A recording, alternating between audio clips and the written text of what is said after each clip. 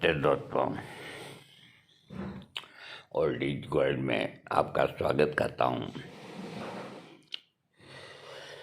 आज मैं आपको अभी थोड़ी देर पहले,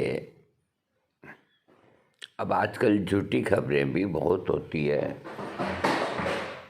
तो इसलिए मैं कोई पे आरोप या प्रत्यारोप नहीं लगाता, लेकिन फिर भी कुछ ज्ञानी रूठे हुए हैं कि विनाश होगा, राम का प्रतिष्ठा सही मुहूर्त पे नहीं किया गया। तो इस बारे में मैं दो शब्द कहना चाहता हूँ। मेरी कोई से भी ना काहू से दोस्ती, ना काहू से बैर। मैं एक चिकित्सक हूँ और चिकित्सक के नाते मैं हनुमान भक्त भी हूँ, और जो हनुमान भक्त हैं तो उनके इष्ट देव राम, उनको वो कैसे भूल सकते हैं। मैं ये कहना चाहता हूँ, जो ये कहते हैं कि मुहूर्त शुभ नहीं था, ये गलत किया गया। मैं सबसे बड़ा एग्जाम्पल देता हूँ। इन लोगों ने इतने पुराण किताबें पढ़ ली, लेकिन अक्ल नहीं आई। अक्ल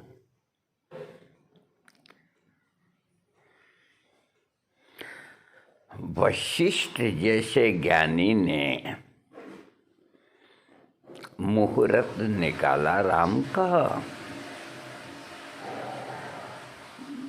और हो गया वनवास। तो ये जो आज बातें करते हैं कुछ भगवादारी या संत जो भी है, क्या ये वशिष्ठ मुनि से ज़्यादा प्रकांड है? बिल्कुल नहीं।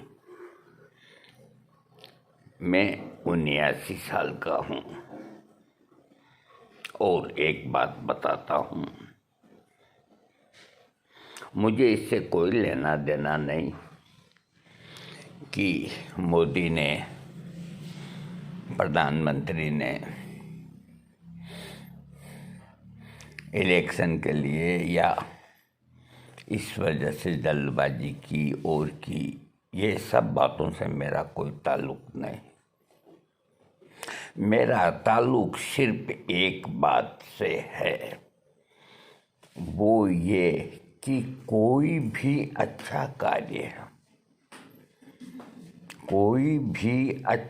कार्य करने के लिए किसी मुहूर्त की आवश्यकता नहीं।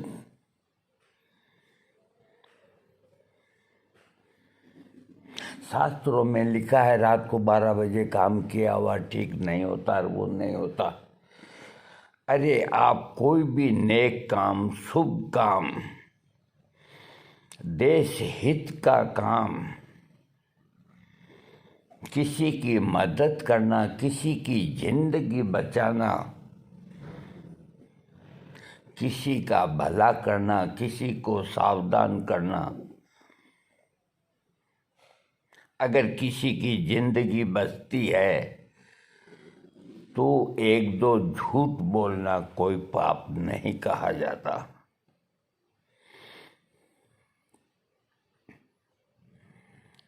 और हर एक नेक कार्य के अंदर एक फॉर्मेलिटी होती है मुहूर्त की। जो अपनी हिंदू संस्कृति सनातन धर्म में अपना स्थान रखती है, मैं कभी भी ये नहीं कहूँगा कि मुहूर्त नहीं होना चाहिए। मुहूर्त अच्छे से अच्छा होना चाहिए और मुहूर्त के अंदर ही काम होने चाहिए। लेकिन जब तुम्हारे चारों तरफ गिद्ध दृष्टि लगाए हुए दुश्मन तुम्हारे नेक कार्य के अंदर व्यवधान डालने की तैयारी में लगे हों, महान संत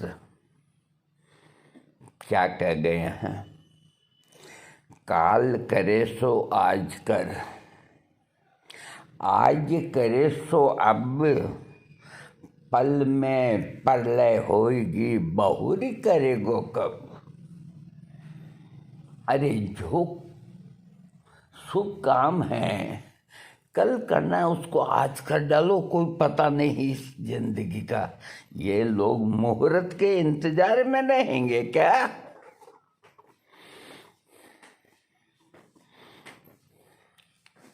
जो आज नुक्ताचीनी करते हैं, जो कमियां निकालते हैं, और अपने बात में कहते हैं कि प्रधानमंत्री के चेहरे पे कोई रौनक नहीं थी, मुरझाया हुआ चेहरा था। अरे इतनी घटिया बातें करते हैं इतने बड़े संतों के, बड़े दुख की बात है। इतने बरस कहाँ चले गए थे? मैदान में आते, कंधे से कंधा लड़ा करके कोर्ट में जाते, जैसे रामभद्राचार्य स्वामी गए, और उनकी बदौलत आज रामलला हमारे सामने हैं। क्या वो संत नहीं थे? और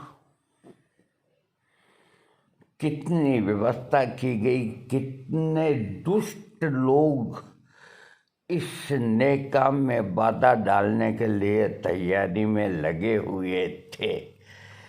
इस चीज को जो शासन करने वाले हैं,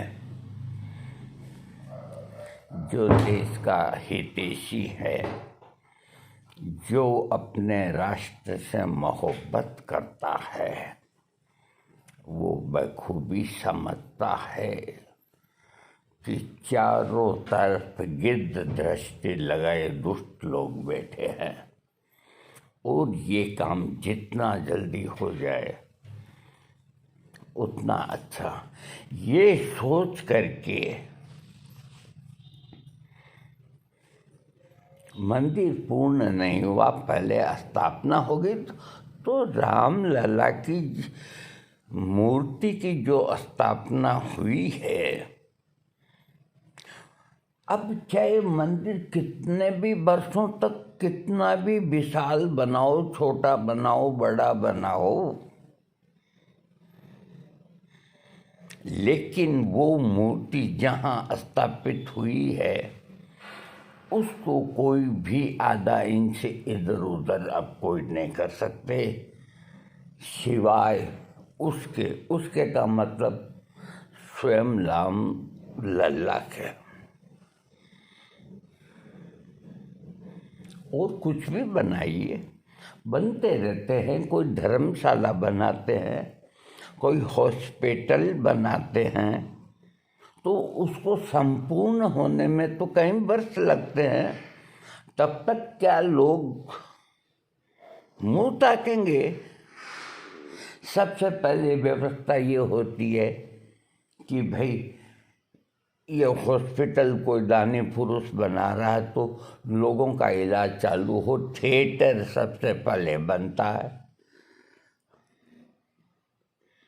रोगियों की लेटने के बेड के रूम पहले बनते हैं और इलाज शुरू हो जाता है, बाकी और बनते रहते हैं और बहुत बड़ा हॉस्पिटल जाकर के बनता है। हर हॉस्पिटल, हर मदरसा, हर हॉस्पिटल, हर कोई धार्मिक स्थान जैसे धर्मशाला, स्कूल, ये कभी भी पूरे कंप्लीट होने के बाद इनको नहीं खोला गया, पहले से ही खोल दिया गया। तो वो लोग क्या मूर्ख थे?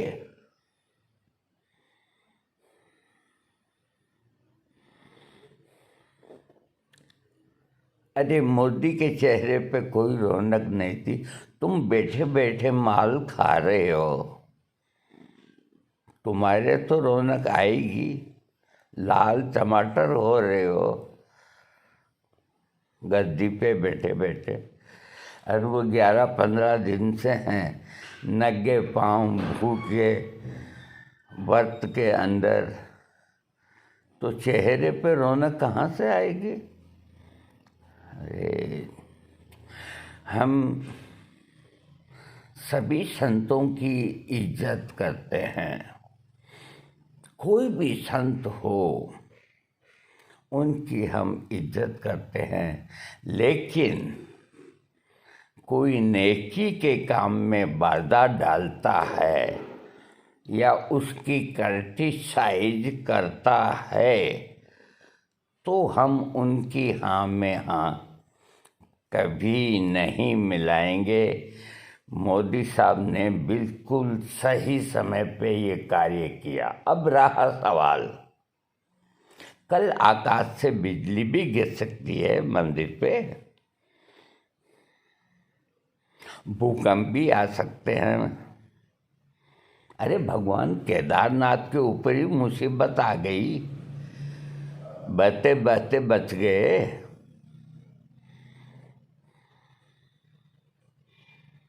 तो इनको इनसे जोड़ना कि सही मुहूर्त नहीं होने की वजह से ये नुकसान होंगे। अरे सकारात्मक सोचो विचार।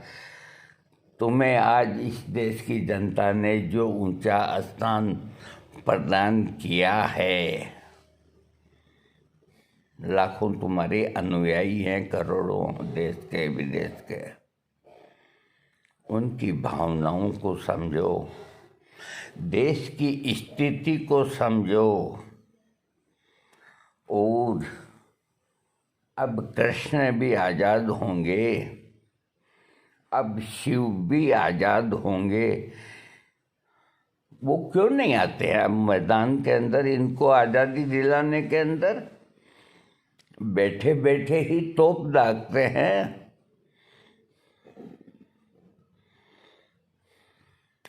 इसलिए मैं वीडियो समाप्त करने के पहले, हम इतने ज्ञानी नहीं भाई, हम चिकित्सक हैं, गाने गाते हैं, अपना टाइम और बुढ़ापा पास करते हैं।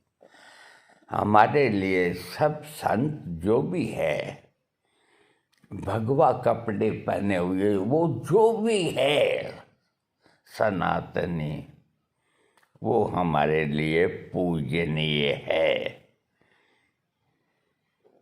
कोई भी हो, अब वो अच्छा करता है तो ठीक है, बुरा करता है तो ठीक है, उसके कर्म उसके साथ हैं।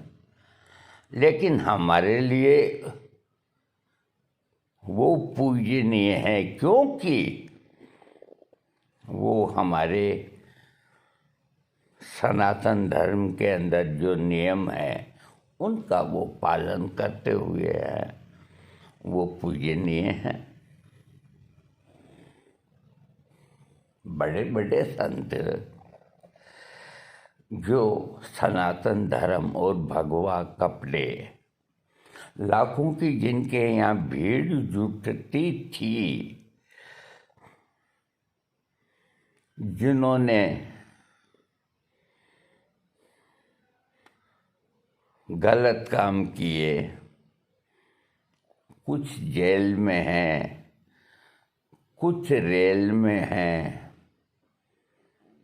कुछ पैरोल पे हैं, कुछ छूटेंगे और कुछ जाएंगे। तो ये क्या सनातन का अपमान नहीं? धिक्कार है ऐसे संतों को जो अपनी प्रवचन के अंदर तो ज्ञान देते हैं और बच्चियों के साथ रेप करते हैं। उनका बताया हुआ कोई मुहूर्त सही होता है क्या? इसलिए मैं वीडियो को ख़त्म करता हूँ और एक पूरी बात आपको डंके की चोट करता हूँ कि अच्छे काम का कोई मुहूर्त नहीं होता, फिर भी मुहूर्त निकाला गया और डंके की चोट निकाला गया और श्री राम की स्थापना हुई। ये कोई गलत काम नहीं हुआ। कुछ भी प्रकृति प्रकोप होते रहेंगे, होता रहेगा। अरे जिस सोमनाथ मंदिर की चंद्रमा ने स्थापना की थी, चंद्रमा ने, मुहूर्त की बात करते हो? चंद्रमा ने स्थापना की थी सोमनाथ मंदिर की, लेकिन वहाँ का राजा भीमदेव चोला देवी के नृत्य के अंदर पागल होकर के मंदिर के अंदर ब्लू फ्लेमें लगा दी एक तरह से रात और दिन कि हमारे भोलेनाथ हैं ये हमारी रक्षा करेंगे, हम कुछ भी करें हमें कोई भी नहीं सता सकता। सुल्तान गजनवी ने जहाँ भी वो आगे जाता 80 की थाली वहाँ के राजा को बेचता, या तो इसे कबूल करो या हमसे युद्ध करो। सब ने कबूल कर ली। घोगागढ़ गुजरात, घोगा राणा जिसके 80 नाती पोते थे और 90 साल की आयु थी घोगा राणा की, उसने फेंक दी थाली उसकी, कम नहीं कबूल करते, लड़ेंगे हम। अरे हम चिकित्सक ही नहीं, हम ऐतिहासिक भी हैं, हम पौराणिक भी हैं। ज्ञान और विज्ञान तुम्हारे भगवा कपड़ों में ही नहीं है, हमारे में भी है थोड़ा बहुत।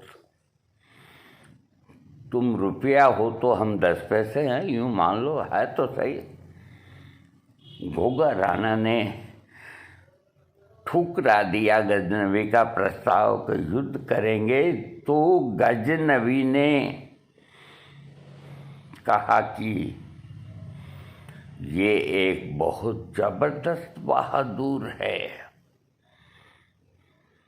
इस उम्र के अंदर जरा से 80-90 नाती पोतों को लेकर के युद्ध मुझसे करेगा,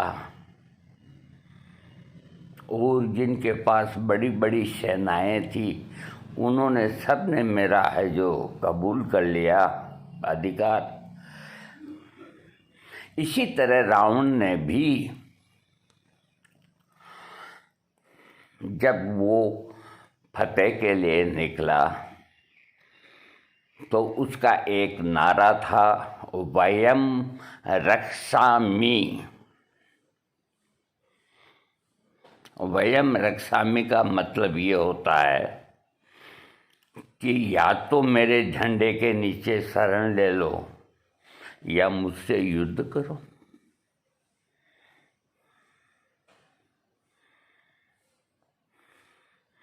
तो जहाँ जहाँ जाता तो सब उसके झंडे के नीचे आ जाते और रावण आगे बढ़ता जाता।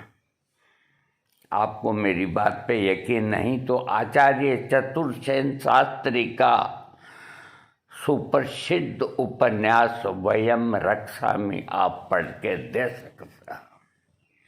अगर मेरा एक शब्द भी गलत हो तो गोगा राणा ने जम करके युद्ध किया गजनवी के सुल्तान से और अब 80 नाती पोते शहीद हो गए और घोगा राणा की गर्दन कटने के बाद भी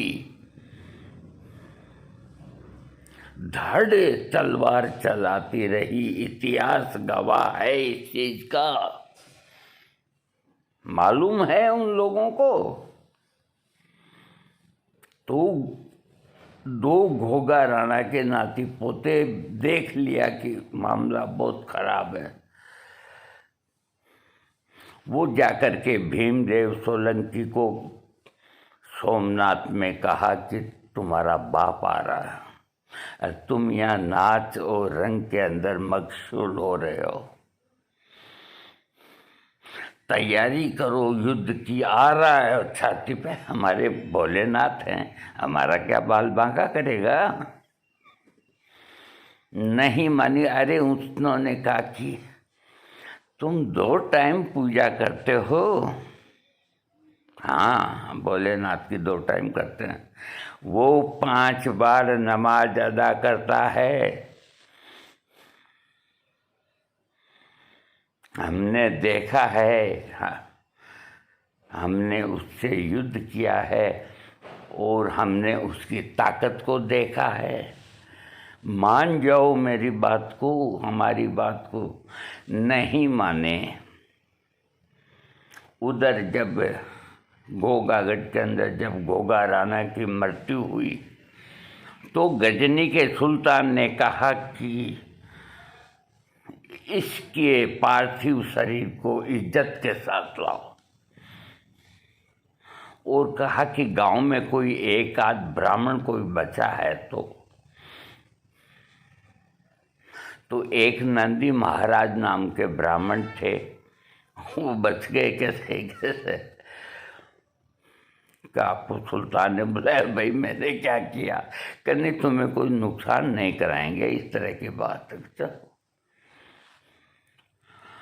तो नंदी महाराज, ये घोगा राणा सुल्तान ने कहा, गजनी के सुल्तान ने कहा, इसका दाह संस्कार विधि विधान से तुम्हारे जैसे होता आया है, उस तरह सम्मान के साथ किया जाए। ये एक शेर था जिसने मुझसे लोहा लिया, बाकी सारे गीदड़ थे। तो घोगा राणा का दाह संस्कार गजनवी ने अपने सामने करवाया और उसकी चिता को सैल्यूट किया, अपना माथा नीचा करके।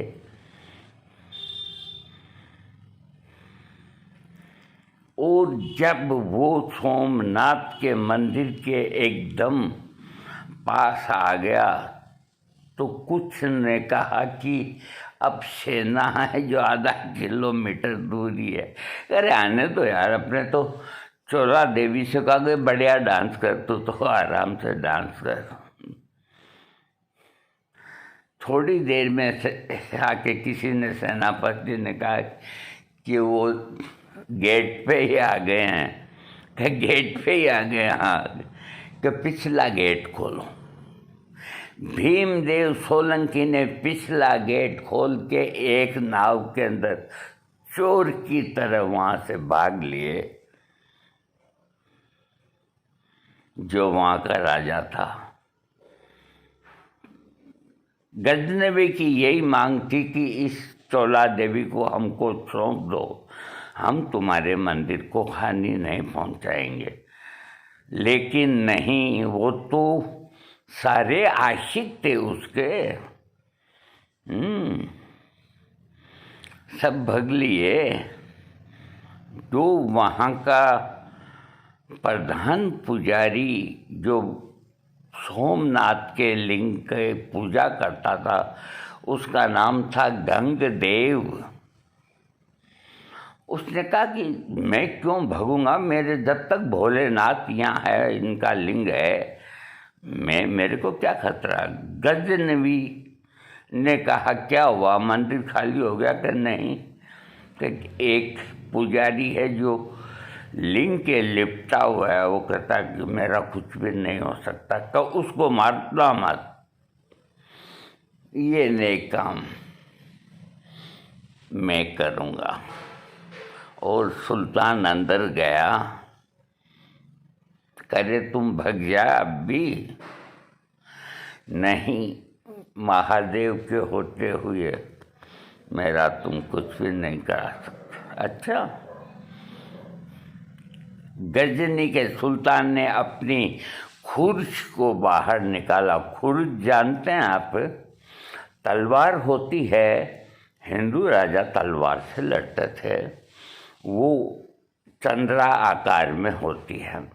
खुर्ज जो होती है वो एक तरह की तलवारी होती है, लेकिन वो सीधी होती है। तो गजनी के सुल्तान ने खुर्ज से उस पंडे गंगदेव के सिर के ऊपर, कितनी ताकत थी सुल्तान में,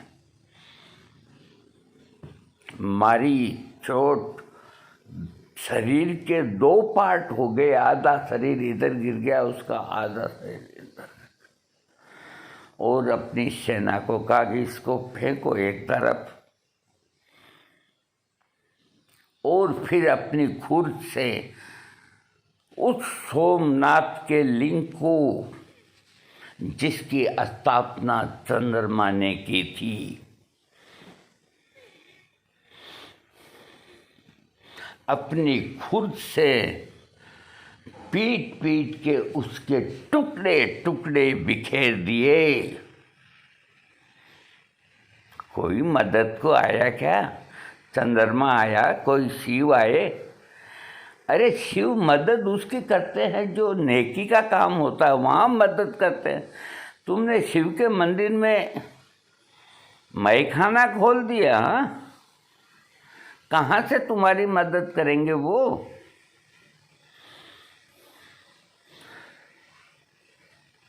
सिपाही आए कि हम तोड़ दें? नहीं, ये नेक काम तो गजनवी ने कहा मैं करूँगा। इतनी ताकत थी उसके हाथों में कि खुद से चंद्रमा का स्थापित किया हुआ शिवलिंग के टुकड़े टुकड़े कर दिए और अपने सैनिकों को कहा कि इन टुकड़ों को गधों के ऊपर ला दो। कि महाराज गधों पे? हाँ, गधों के ऊपर ला दो और गजनी मेरे महल में भेजो, कि फिर मेरे महल की जो सीढ़ियाँ हैं वहाँ पे इन टुकड़ों को लगाओ, ताकि मैं जब भी चढ़ूँ उतरूँ तो ये लिंग के टुकड़े मेरे और सबके पाँव के नीचे आए। आज की तारीख के अंदर गजनी के सुल्तान के महल में वही शिवलिंग के टुकड़े हैं। मुझे याद नहीं कौन से शासन के अंदर 20 साल पहले या 30 साल पहले ये बात भी चली कि हमारे वो महादेव के टुकड़े लौटा देंगे क्या।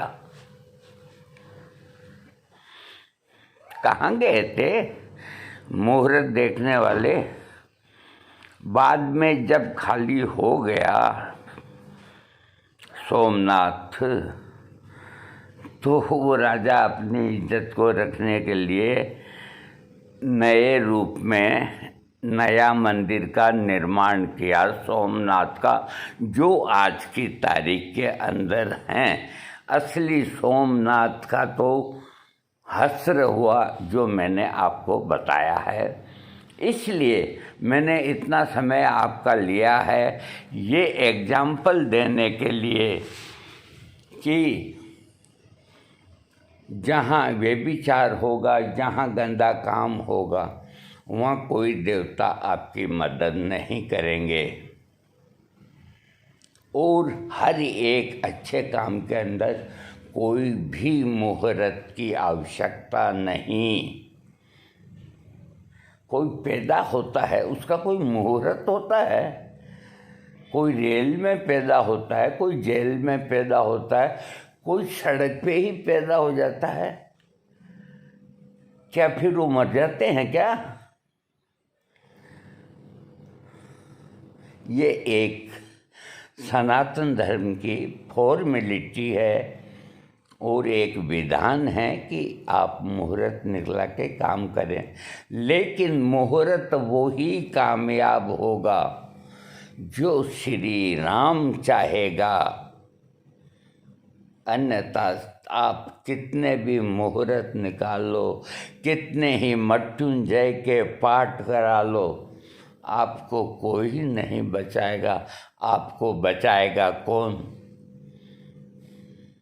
आपके किए हुए पुण्य आपको बचाएंगे। मुहूर्त नहीं बचाएगा। आपके अच्छे नेक काम किए हुए आपको बचाएंगे, आपकी हिफाजत करेंगे। इसलिए ये नुक्ताचीनी मैं गुजारिश करता हूँ, जो भी करते हैं, कोई भी हो, उनको नहीं करना चाहिए और सहयोग करना चाहिए। आगे के लिए भी जो हमारे शिव दबे हुए हैं, जो हमारे कृष्ण दबे हुए हैं, उनको निकाल के उनका भी रामलला की तरह उनको भी बाइज्जत प्रतिष्ठित किया जाए।